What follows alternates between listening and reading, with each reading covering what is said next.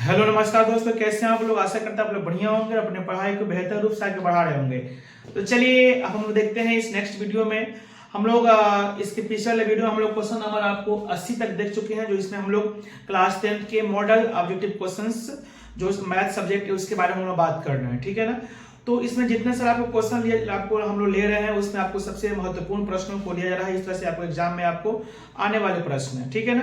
तो चलिए ज्यादा समय न लेते हुए हम लोग क्वेश्चन को आगे बढ़ाते हुए और बार बार आपको हम बता रहे हैं कि आप इस क्वेश्चन को स्किप नहीं कर सकते हैं, छोड़ नहीं सकते हैं, है ना। तो चलिए, अगर आप चाहते हैं कि अपने मैथ के सब्जेक्ट में अच्छा नंबर हम क्या करें, पास करें, मैथ में अपना अच्छा नंबर स्कोर करें, 90 प्लस अपना स्कोर करें, तो इसके लिए आपको यह सब आपको वीडियो देखना ही पड़ेगा। तो चलिए ज्यादा समय न लेते हुए हम लोग आगे बढ़ते हैं और देखते हैं क्वेश्चन नंबर 81। क्वेश्चन नंबर 81 हमसे क्या कह रहा है। इसके पिछले वाले वीडियो में पार्ट 13 तक आपको 80 नंबर क्वेश्चन तक हम कर चुके हैं, जिसमें आपको काफी महत्वपूर्ण प्रश्नों को उसमें ऐड किया गया विद कंसेप्ट के साथ। आपको उस तरह के जितना सारा आपको टॉपिक है, उससे रिलेटेड जितना सारा फॉर्मूला है ना, वो सब कुछ आपको बताया गया है, ठीक है ना। सिर्फ आपको जो प्रश्न बोर्ड पर लिखा गया उसी को हल नहीं करना है, उससे रिलेटेड जितने सारे आपको टॉपिक बन रहे हैं वो सब कुछ हम देने का प्रयास किए हैं। तो चलिए क्वेश्चन नंबर 81 तक हम देखते हैं। 81 नंबर देखते हैं क्या कर रहा है हमसे। क्वेश्चन नंबर 81 कर रहा है। वीडियो क्वालिटी ठीक ठाक है ना, वीडियो हो रहा है ना बढ़िया से, ठीक है। तो इसमें लिखा है कि 3√2 cm भुजा वाले समबाहु त्रिभुज का क्षेत्रफल। आप सभी जानते हो कि समबाहु त्रिभुज किससे कहते हैं, जिसके तीनों भुज आपस में क्या हो, बराबर हो, प्रत्येक कोण क्या हो, आपको बराबर हो, यानी 60-60 डिग्री का हो। ऐसा त्रिभुज जिसका तीनों भुज आपस में बराबर हो, तीनों कोण बराबर हो, प्रत्येक कोण आपको 60 डिग्री का हो, आपको समबाहु त्रिभुज होता है। समबाहु त्रिभुज की आपको क्षेत्रफल निकालने की फॉर्मूला क्या होती है, √3/4 भुजा स्क्वायर। √3/4 क्या होती है, भुजा स्क्वायर। ऐसे आपको जिस त्रिभुज में आपको आधार और ऊंचाई दिया हो तो उसके लिए आप 1/2 गुना आधार गुना ऊंचाई का उपयोग कर सकते हो। जिस त्रिभुज में आपको आधार ऊंचाई न दे करके, है ना, तीनों भुजा का मान दिया हो तो उसको आप स्पेशली आप पाइथागोरस प्रमेय से निकाल सकते हो। √s × s - a × s - b × s - c। आप 9th क्लास में हीरोन सूत्र को पढ़े होंगे, सॉरी पाइथागोरस प्रमेय से उसको हम क्या बोल सकते हैं, हीरोन सूत्र। जो √s × s - a × s - b × s - जो c हम बोल रहे हैं वह हीरोन सूत्र से हम क्या करते हैं, त्रिभुज के क्षेत्रफल निकाल लेते हैं जब त्रिभुज के तीनों भुजाओं का मान दिया हो। हालांकि समबाहु त्रिभुज का जो क्षेत्रफल का फॉर्मूला होती है √3/4, वो भी असल मायने में कहीं ना कहीं से आपको हीरोन सूत्र से ही क्या होती प्राप्त होती है। चलिए तो उसको हम देख लेते हैं कि आपको एक समबाहु त्रिभुज का क्षेत्रफल का मान दिया है 3√2 cm। तो आपसे पूछ रहा है उसका समबाहु त्रिभुज की भुजा का मान दिया है 3√2 cm, उसका क्षेत्रफल निकालने के लिए हो रहा है। हम सभी जानते हैं कि समबाहु त्रिभुज के क्षेत्रफल का फॉर्मूला क्या होती है, √3/4 भुजा स्क्वायर। मतलब जो भी आपका भुजा होगा उसका स्क्वायर कर देना है। तो √3/4 फटाफट देखते हैं, √3/4 गुने भुजा स्क्वायर, मतलब जो भी आपका भुजा होगा उसको हम 2 बार लिखेंगे। भुजा मान कितना है, 3√2 गुने 3√2। क्योंकि 3√2 दिया उसको हम 2 बार लिखेंगे, समझिए यहाँ पर। √2 गुने √2 कितना होगा बताओ, तो √4, जिसका वैल्यू कितना होगा 2। यानी असल में √2 मिला के कितना होगा 2। वो 2 से हम 4 काटेंगे, 2 दूना 4, यानी इस 2 से √2 और √2 खत्म हो गया, आपको बच गया यहाँ पे कितना बताओ तो 2। ऊपर देखो क्या आपको बच गया, 3 त्रिका 9√3 बटा कितना बच गया 2। ये दोनों cm में था तो क्षेत्रफल आपको cm स्क्वायर में होगा। 9√3/2 आपको cm स्क्वायर, जो ऑप्शन नंबर कितना हो रहा है बताओ तो आपको A हो रहा है। समझ में आ रहा है। चलिए आगे हम बात करते हैं D1 तथा D2 विकर्ण वाले समचतुर्भुज का क्षेत्रफल। क्षेत्रफल नहीं यहाँ पर निकालना, आपको परिमाप निकालना है। D1 और D2 विकर्ण वाले, D1 और D2 विकर्ण वाले क्या करते हैं, आपको समचतुर्भुज यानी रोम्बस का आपको परिमाप निकालना है, ठीक है ना। समझिए, रोम्बस जो समचतुर्भुज होता है उसके बारे में यदि हम बात करें, रोम्बस जिसकी चारों भुजा आपस में बराबर होती है, समचतुर्भुज जिसके चारों भुजा आपस में क्या होती है, बराबर होती है। ध्यान देना यहाँ पर, मान लीजिए हम समचतुर्भुज की बात कर लेते हैं, तो समचतुर्भुज जिसके चारों भुजा मान लो कि ए है ना। इसमें इसके जो विकर्ण होते हैं, हालांकि विकर्ण इसके बराबर नहीं होते हैं, अगर ये इसके विकर्ण बराबर हो जाएंगे तो स्पेशली क्या करते हैं, वर्ग हो जाएगा। यानी समचतुर्भुज के विकर्ण बराबर हो भी सकते हैं और नहीं भी हो सकते हैं। अगर हो गया तो स्पेशली वर्ग हो गया। D1 मान लो कि यह समचतुर्भुज हो गया जिसके प्रत्येक भुजा A है, इसके 2 विकर्ण होंगे। मान लो कि इस विकर्ण को हम D मान लेते हैं और इस विकर्ण को हम क्या मान लेते हैं, D2 मान लेते हैं। इस विकर्ण को हम डी मान लेते हैं, इस विकर्ण को D2 मान लेते हैं। समचतुर्भुज के जो विकर्ण होते हैं ना, समचतुर्भुज के जो विकर्ण होते हैं वो जहां पे टकराते हैं, एक दूसरे को प्रतिच्छेद करते हैं, तो वहां पे क्या करते हैं, परस्पर क्या करते हैं, आपको समकोण पर समद्विभाजित होते हैं। समचतुर्भुज के जो विकर्ण होते हैं वह परस्पर समकोण पे क्या होते हैं, समद्विभाजित होते हैं। मतलब जहां पे दोनों क्रॉस करते हैं वहां पे क्या होता है, 90 डिग्री तो बनता ही है, मान लो 90 डिग्री 90 डिग्री, साथ में नहीं सब 90 डिग्री होगा, साथ में उसके जो विकर्ण होते हैं वो क्या हो जाते हैं, समद्विभाजित। यानी मान लो कि अगर ये टोटल D1 है या टोटल D2 है या टोटल D1 है ना, इसका हाफ हमारे यहाँ पर टकरा रहा है ना, इसका जो टोटल अगर D1 है इसका हाफ हो जाएगा D1/2, ये भी हो जाएगा D1/2, D1 बाई आपको 2। अगर ये मान लो कितना है टोटल, आपको इसको हम D2 मानते हैं ना, कोई बात नहीं, टोटल इसको हम D2 मान लेते हैं तो ये D2/2 हो जाएगा, ये भी D2/2, क्यों, इसको परस्पर क्या होती है, समद्विभाजित होती है। अगर ये D1 है टोटल तो यह हो जाएगा D1/2, ये भी कितना हो जाएगा बताओ तो D1/2, पहली बात। उसके अलावा साथ में क्या होती है, 90 डिग्री बनता है, यहाँ पे 90 डिग्री, यहाँ पे 90 डिग्री, यहाँ पे 90 डिग्री, यहाँ पे 90 डिग्री। तो आप कह सकते हो कि यह क्या कहते हैं, आपको एक तरह से हम समचतुर्भुज के दोनों विकर्ण खींचने की वजह से चार जो अंदर त्रिभुज बन रहा है, यह चारों का चारों त्रिभुज क्या होगा, समकोण त्रिभुज होगा, क्योंकि इसका एक एंगल क्या हो रहा है बताओ तो 90 डिग्री, 90 डिग्री हो रहा है ना। अब तुम ये भी जानते हो कि समकोण के सामने वाला भुजा क्या होता है, समकोण के सामने वाला भुजा को क्या कहते हैं, जिसको हम क्या माने हैं, ये माने हैं। कोई भी आप एक त्रिभुज लेकर चलो ना, कोई एक त्रिभुज मान लो हम इसी को पकड़ते हैं, तो समकोण के सामने वाले भुजा को क्या बोलते हैं, कर्ण बोलते हैं। अब इसमें लगाओ पाइथागोरस प्रमेय, समकोण के सामने वाला भुजा कर्ण, जिसको हम क्या माना क्या बताओ तो a, क्योंकि इसके चारों भुजा आपस में क्या होगा बताओ तो बराबर होगा, तो पाइथागोरस प्रमेय लगाओ तो कर्ण स्क्वायर, पाइथागोरस प्रमेय लगाओगे तो क्या हो जाएगा, कर्ण स्क्वायर, यानी समकोण के सामने वाले भुजा को हम कर्ण बोलेंगे, इसका स्क्वायर।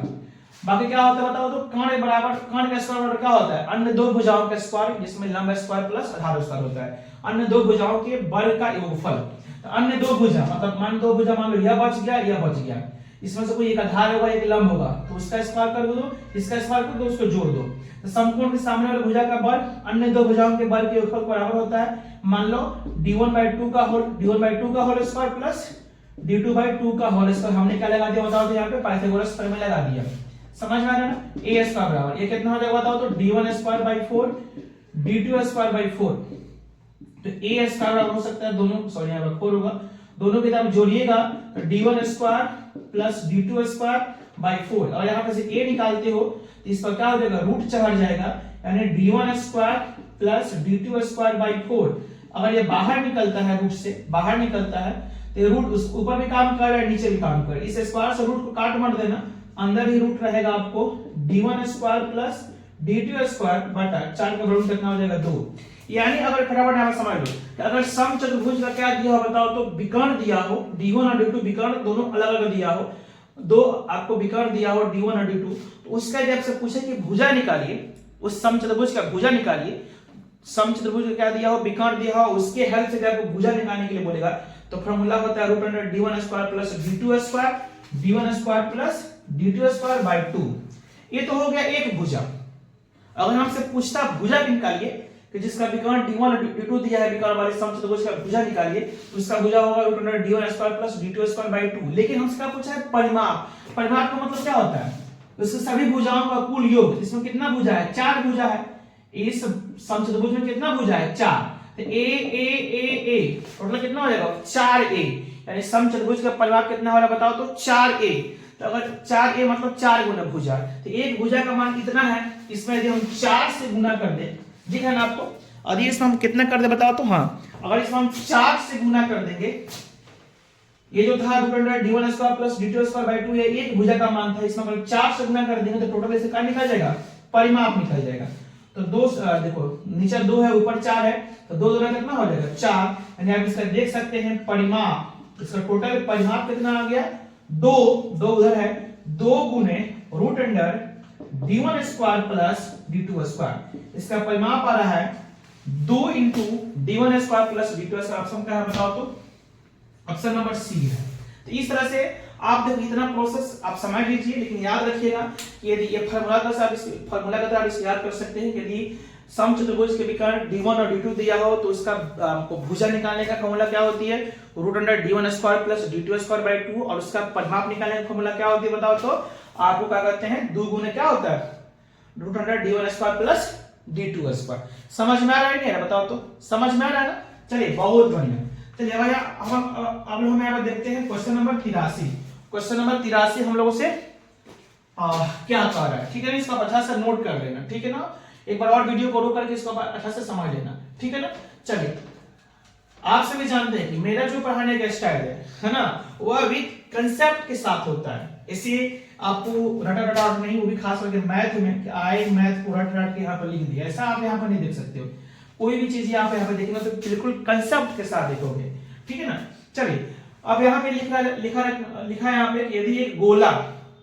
यदि एक गोला का पृष्ठीय क्षेत्रफल 154 सेमी स्क्वायर है तो उसका व्यास कितना होगा। आपसे क्या पूछा बताओ तो, यदि एक गोला का पृष्ठीय क्षेत्रफल क्या है 154 सेमी स्क्वायर तो उसका व्यास कितना होगा, उसका डायमीटर क्या होगा। इसका एक गोला का सरफेस एरिया 154 सेमी स्क्वायर दिया है, उसका व्यास, गोला का पृष्ठीय क्षेत्रफल याद है ना सभी को, गोला का पृष्ठीय क्षेत्रफल क्या होती है 4a स्क्वायर, 4 पाई r स्क्वायर, 4 पाई क्या होता है बताओ तो, 4 पाई r स्क्वायर क्या होता है बताओ तो, एक गोला का क्या होता है बताओ तो, पृष्ठीय क्षेत्रफल होता है। चलिए फटाफट आइए ना कुछ फार्मूला हम देख लेते हैं। सबसे पहले आप पढ़े होंगे, मान लीजिए ब्रिज पढ़े होंगे तो ब्रिज का क्षेत्रफल क्या होती है पाई r स्क्वायर, ब्रिज की परिधि क्या होती है 2 पाई r, पढ़े हो ना। चलो उसके अलावा आप पढ़े होंगे घन का क्या होता है बताओ तो, ये जो जितना सारा 3D आकृति वाला आपको चीजें है उसका क्या होगा, वक्र पृष्ठीय क्षेत्रफल होगा, और साथ में क्या होगा कुल पृष्ठीय क्षेत्रफल होगा, वक्र या पार्श्व बोलेंगे, वक्र या पार्श्व पृष्ठीय क्षेत्रफल। और ये क्या होता है बताओ तो, कुल या संपूर्ण पृष्ठीय क्षेत्रफल। आपको याद होगा घन का वक्र पृष्ठीय क्षेत्रफल क्या होता है 4a स्क्वायर, घन का कुल पृष्ठीय क्षेत्रफल क्या होती है 6a स्क्वायर, घन का आयतन होता है a क्यूब। घनाभ का पढ़े होंगे आप, वक्र पृष्ठीय क्षेत्रफल क्या पढ़े होंगे 2h into l plus B पढ़े होंगे ना, 2h into l plus B. और घनाभ का कुल पृष्ठीय क्षेत्रफल पढ़े होंगे 2 into L B plus B H plus H L. और आप पढ़े होंगे घनाभ का आयतन l गुने b गुने h, पढ़े ना। घनाभ बाद आप पढ़े होंगे शंकु में क्या पढ़े थे, शंकु का वक्र पृष्ठीय क्षेत्रफल क्या होती है पाई आर एल, l क्या होती है तिर्यक ऊंचाई, r क्या होती है उसमें त्रिज्या, और h क्या होता है उसका ऊंचाई। शंकु का वक्र पृष्ठीय क्षेत्रफल क्या होती है पाई आर एल, शंकु का कुल पृष्ठीय क्षेत्रफल क्या होती है pi R into L plus R, और शंकु का आयतन क्या होता है 1/3 पाई आर स्क्वायर एच, पढ़े हो ना। उसका क्या पढ़ेंगे बताओ तो, बेलन का वक्र पृष्ठीय क्षेत्रफल क्या होती है बताओ तो 2 पाई आर एच, और बेलन का कुल पृष्ठीय क्षेत्रफल क्या होती है 2 pi R into R plus H होता है, बेलन का आयतन क्या होती है पाई आर स्क्वायर एच। उसके बाद पढ़े होंगे गोला और अर्धगोला पढ़े होंगे। तो गोला में वक्रकुल आपको नहीं होता है, गोला एक क्या है, गोला इस तरह से आपको है, उसमें वक्रकुल आपको नहीं होता है, सिर्फ गोला का पृष्ठीय क्षेत्रफल क्या होती है, गोला का पृष्ठीय क्षेत्रफल क्या होता है 4 पाई आर स्क्वायर, गोला का आयतन क्या होती है 4/3 पाई आर क्यूब। उसके अलावा पढ़े होंगे अर्धगोला, अर्धगोला में आपको जैसे अर्धगोला तो ऐसे बन गया, इसमें क्या आपको आ सकता है बताओ तो, एक खोखला तरह से दिख रहा है, पूरा भर जाएगा तो क्या हो जाएगा पुल हो जाएगा, खोखला है तो वक्र, पूरा भरा हुआ है तो पुल। तो गोल अर्धगोला में क्या होती है वक्र पृष्ठीय क्षेत्रफल क्या होती है 2 पाई आर स्क्वायर, और अर्धगोला का कुल पृष्ठीय क्षेत्रफल होती है 3 पाई आर स्क्वायर, और अर्धगोला का आयतन होता है 2/3 पाई आर क्यूब। ये सब चीज आपको याद होगा ना, तो चलिए फटाफट हम देख लेते हैं हमसे क्या बात कर रहा है। हमसे बात ये कर रहा है कि यदि एक गोला का पृष्ठीय क्षेत्रफल 154 सेमी स्क्वायर है तो उसका व्यास क्या होगा। पर आप देखो तो गोला का पृष्ठीय क्षेत्रफल का फॉर्मूला क्या होती है, गोला का सरफेस एरिया का फॉर्मूला होता है 4 पाई आर स्क्वायर। गोला के पृष्ठीय क्षेत्रफल यानी सरफेस एरिया का फॉर्मूला होता है 4 पाई आर स्क्वायर, जिसका मान कितना दिया बताओ तो 154 सेमी स्क्वायर दिया। फटाफट इसको हल करो तो 4 गुना 22/7 गुना r स्क्वायर बराबर 154। यहां से फटाफट इसको हल करो, 22 7 154, 22 7 100। चलिए यहां से r स्क्वायर अलग कर लीजिए, r स्क्वायर बराबर इधर का बचा 7, 7 है ना। देखो यहाँ पर 7 दिख रहा है, बटा में नीचे है, इस 7 को ऊपर भेज सकते हैं उधर, और यहाँ पे 4 गुना में तो उधर भेजेगा तो क्या हो जाएगा भाग में हो जाएगा। इधर 7 भाग में था तो उधर जगह गुना कर लिया, यह 4 का था गुना में था तो भाग कर लिया, मतलब r इसका बराबर हो गया 7/49, इधर स्क्वायर है तो उधर करेंगे तो क्या हो जाएगा रूट हो जाएगा, रूट 49/4। 49 का वर्गमूल कितना होगा 7, और 4 का कितना होगा बताओ तो 2। r का मान आ गया 7/2 cm। 7/2 मतलब 3.5 cm, लेकिन r मतलब त्रिज्या होगा, r नहीं निकालना है, व्यास निकालना है, डायमीटर निकालना है। तो व्यास क्या होता है बताओ, तो त्रिज्या का दुगुना होता है। तो त्रिज्या कितना आ रहा है 7/2 मतलब 3.5, तो 3.5 का दुगुना करना है व्यास, तो 3.5 का दुगुना 7, ऐसे समझो ना, r का मान इतना है तो निकालना है d का मतलब क्या होता है 2r मतलब त्रिज्या का दुगुना, तो 2 गुना त्रिज्या कितना है 7/2 मतलब कितना आ गया 7 cm। अगर हमसे त्रिज्या पूछता माय डियर तो आप यहाँ पे क्या करते बताओ, तो 3.5 cm, लेकिन व्यास पूछा है 7 cm। एक बात आपसे बोले, इतना हम लोग काम कर लिए, लेकिन छोटा सा मिस्टेक से ना एक नंबर आपके यहाँ पे चल जाएगा, क्योंकि आपने जो r निकाला और r का मान यहाँ पे 7/2 मतलब 3.5 आ गया, और आप जैसे ही देखेंगे 3.5 फटाक से आप आंसर मार देंगे। आप क्वेश्चन कहाँ से पढ़े नहीं है, लेकिन आपसे त्रिज्या नहीं पूछा है। जनरली इस प्रश्न में इसको पूछना चाहिए था त्रिज्या, लेकिन त्रिज्या ना पूछ आपसे व्यास पूछा है। तो आप थोड़ा सा पूरा काम करेंगे, लास्ट में हमको दुगुना करना तो वहीं अधिक भूल जाता है हर बार गड़बड़ में, क्योंकि एग्जाम में काफी ज्यादा प्रेशर होता है सीधे पे, समझ में आ रहा है ना।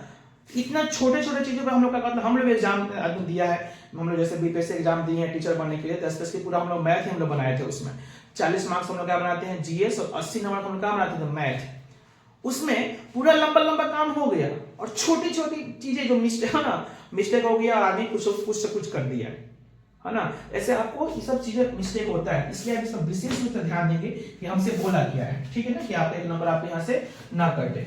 चलिए आइए फटाफट आगे बढ़ते हैं। क्वेश्चन नंबर 84 हमसे क्या कह रहा है माय डियर, क्वेश्चन नंबर 84, ठीक है ना। वीडियो आपको लंबा लंबा दिख रहा होगा, ये कौन बैठेगा देखेगा वीडियो, तो फिर वही बात कि इतना चीज आप मिस्टेक कीजिएगा छोड़िएगा तो फिर क्या ही कर सकते हैं। चलिए 84 नंबर क्वेश्चन देखिए, और जिसको समझ में आ जाएगा, जो हमको अच्छे से जानता है, जिसको समझ में आ जाएगा है ना, कि आपको यहाँ से कुछ फायदा होने वाला है, कुछ क्या बहुत फायदा होने वाला है, तो आदमी एक मतलब 10 सेकंड का भी आपको वीडियो को स्किप नहीं कर सकता है, भगा नहीं सकता या बिल्कुल छोड़ नहीं सकता है, जो इसके महत्व को समझ जाएगा। चलिए आपसे यहाँ पे बात किया जा रहा है कि अगला क्वेश्चन समझे, यहाँ पे 84 नंबर 84 नंबर क्वेश्चन क्या कर रहा है कि r/4 त्रिज्या और 4l त्रिज्या ऊंचाई वाले एक शंकु का कुल परिक्षेत्र क्षेत्रफल क्या होती है। देखो त्रिज्या को बोल रहा है r/4, त्रिज्या कितना है r/4, और त्रिज्या ऊंचाई जिसको हम l बोलते हैं, त्रिज्या ऊंचाई मतलब l, उसका मान दिया है 4l, वाले एक शंकु है, उस शंकु का कुल परिक्षेत्र क्षेत्रफल आपको मालूम है, शंकु का आपको मालूम है, शंकु का कुल परिक्षेत्र क्षेत्रफल क्या होती है बताओ, तो शंकु का कुल परिक्षेत्र क्षेत्रफल क्या होती है pi r into L plus R. ये तो हो गया फॉर्मूला, जिसमें r का मतलब त्रिज्या और l का मतलब त्रिज्या ऊंचाई।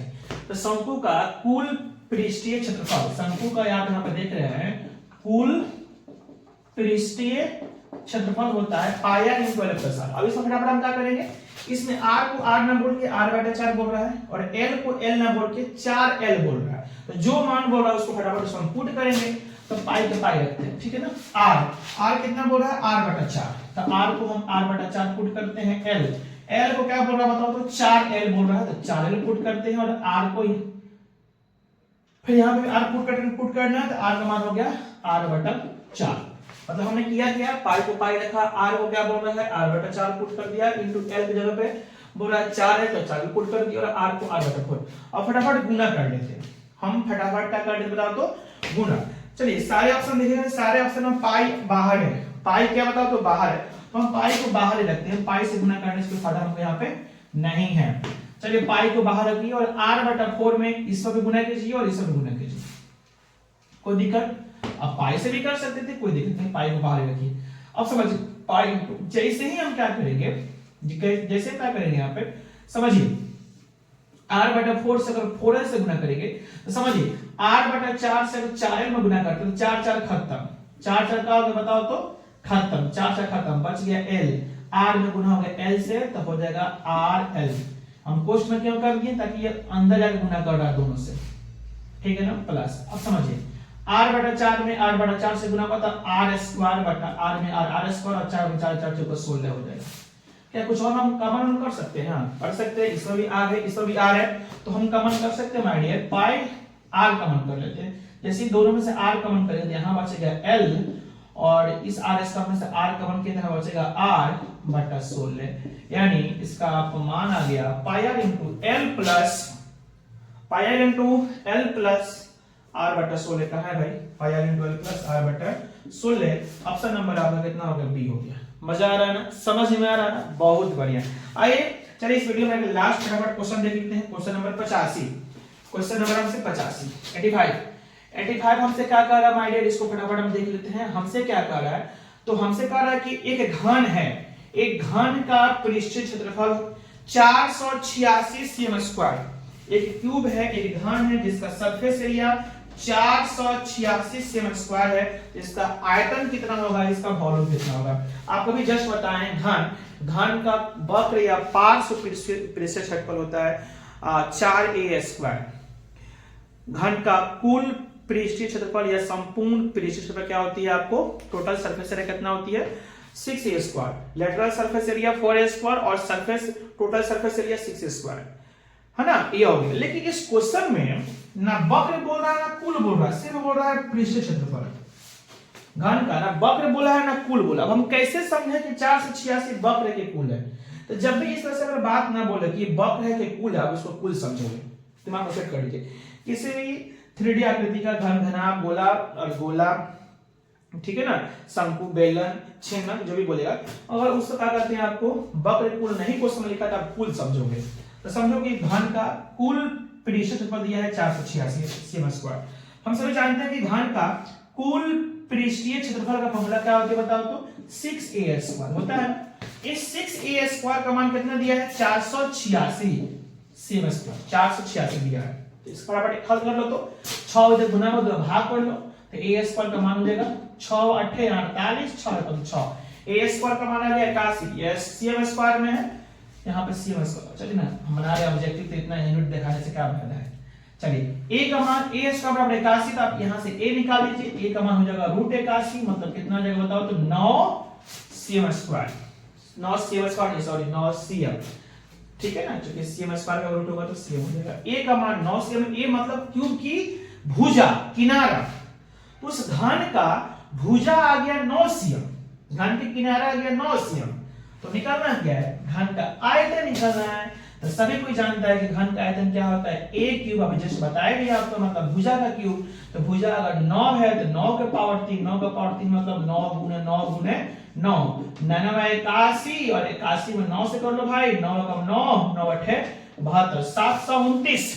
आयतन का जो मात्रक होता है वह क्यूब में होता है, यानी cm में दिया था तो cm³ हो जाएगा 729 cm³।